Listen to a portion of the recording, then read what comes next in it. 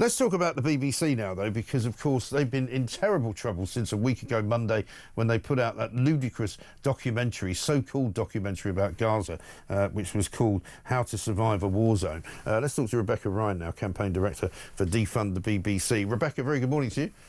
Hi. I mean, hard to believe that they're so idiotic at the BBC that they thought they could put this out on TV and get away with it.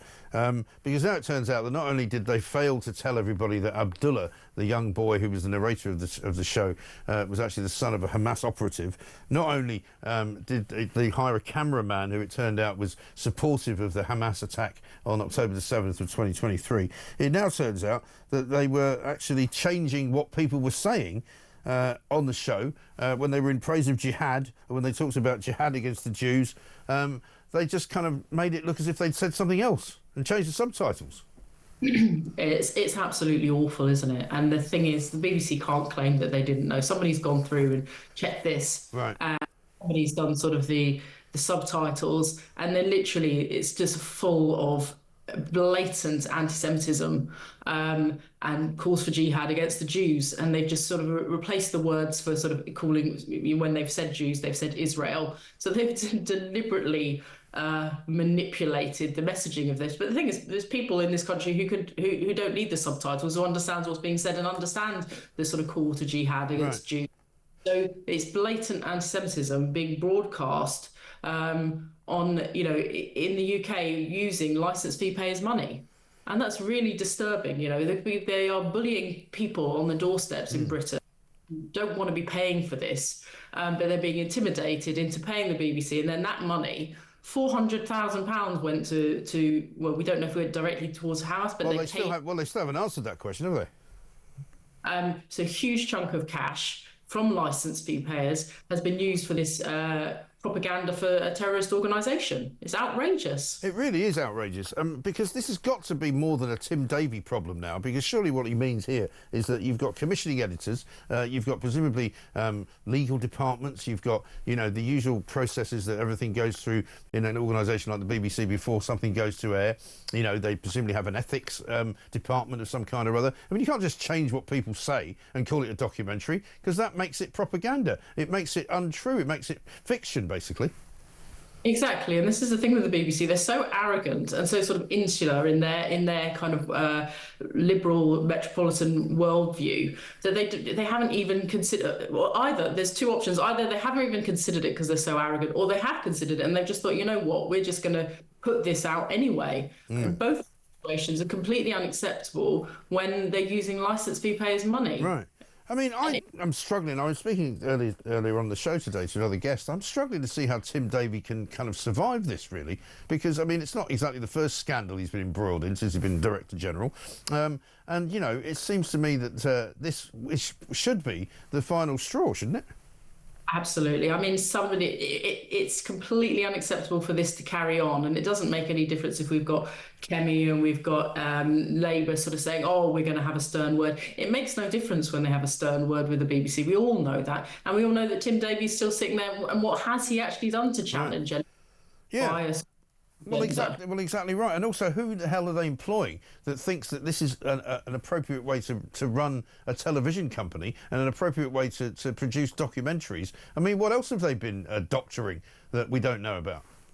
Exactly, and this is the thing. If they want to produce this kind of content, then they should, get on and do it, but not with licence fee payers' money. And that's what needs to come down to. The licence fee needs to be got rid of. They need to stand on their own 2 feet, and then they can make as much propaganda as they like. Right. But British taxpayers' money, essentially it's a tax on live broadcast TV, can't be used for propaganda material for terrorists. It's completely unacceptable. I mean, you wouldn't think you'd have to say it, really, would you? I mean, you wouldn't think you'd need to send a memo around to people saying, please don't give any money to terrorist organisations unless you clear it with the Director General first. Or, please don't doctor any speech that's being given to you directly by people being interviewed for the documentary department because it's unethical. I mean, two things that you wouldn't think they'd have to put in a memo. Exactly. This is the thing. Anybody that's working on covering this part of the world should certainly have it in the forefront of their mind that these are the things that they need to check all the time. But they clearly don't. They clearly have an agenda, and that's what's so deeply upsetting. And I don't know if you saw the protests outside the BBC from the campaign against anti-Semitism. And it's, you know, what the BBC is doing is outrageous, and it's making the British Jewish community feel deeply uncomfortable. And we absolutely support that protest that went on outside and hope they carry it on. Well, right. Meanwhile, as if that wasn't enough to be getting on with, I mean, even The Guardian have got this on the front page. We fell short over Westwood misconduct. The BBC has admitted that it fell short and failed people after a £3.3 million external inquiry found that they missed opportunities during his 2 decades at the organisation that could have sorted out an awful lot of problems. So 20 years they took and missed opportunities, didn't know what was going on, you know, didn't notice the fact that people had said he was inviting young women 15 or 16 years of age to his home following events that were held for under 16s. Another time hounding a 17-year-old woman with calls and texts. Another time, you know, basically contacting a woman who'd shared a business card and appeared agitated when she didn't want to meet him. You know, I mean, surely they knew what this guy was like. And yet another ridiculous series of mistakes made by the BBC, and they just go, oh yeah, we could have done a bit better.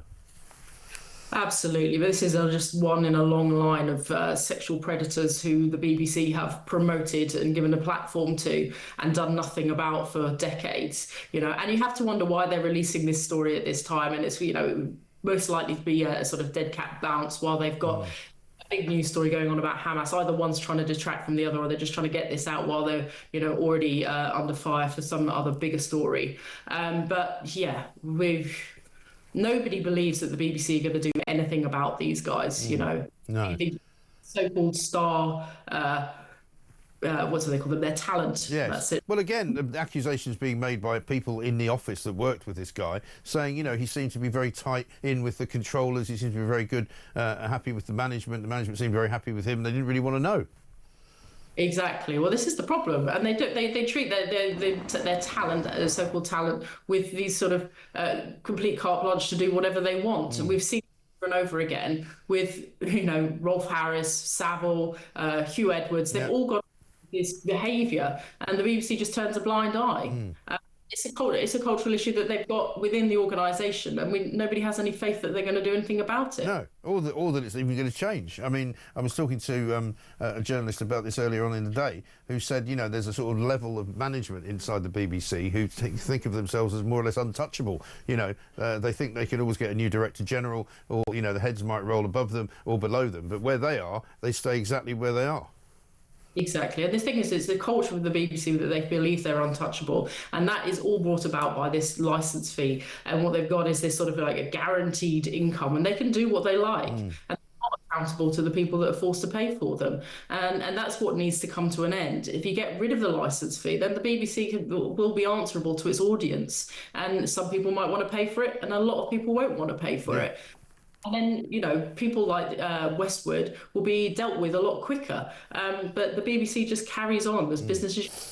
I know, shocking, isn't it? We've been having these conversations for quite a long time now, Rebecca. Well, let's see whether Tim Davies survives it. I don't think he does. Rebecca Ryan, the campaign director for Defund the BBC.